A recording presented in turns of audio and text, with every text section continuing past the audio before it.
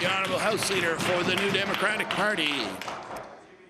Mr. Speaker, I'll remind the House again that it's International Women's Day.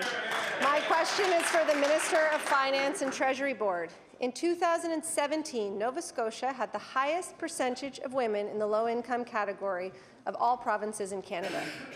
As of 2017, 20,000 more women are in low income compared to 2013. Our numbers have shot up, while many other provinces are improving. Will the minister acknowledge that her government's fiscal policies are driving women's wages down? The Honourable Minister of Finance. Thank you, Mr. Speaker, and thank you to the member, and congratulations on having an opportunity to stand and ask a question today. I do want to acknowledge that we use a gender lens when we are looking at all of our policies, all of our practices, all of the programs. That gender lens goes beyond gender, but it looks at equalization and making sure that we provide equal opportunity for all Nova Scotians.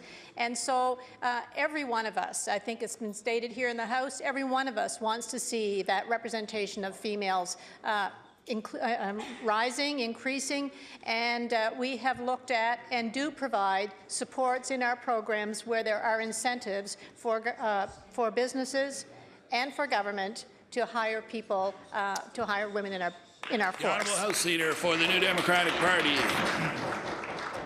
Thank you, Mr. Speaker, and I thank the minister for that answer, although respectfully I'm not sure that gender lens is working. Mr. Speaker, during the NDP mandate, the median income for women increased by $4,000. Since the Liberals came to power, it has fallen by $500, and I'll table that. Mr. Speaker, we know that jobs that have been traditionally considered women's work are underpaid and that women are overrepresented in low-wage sectors.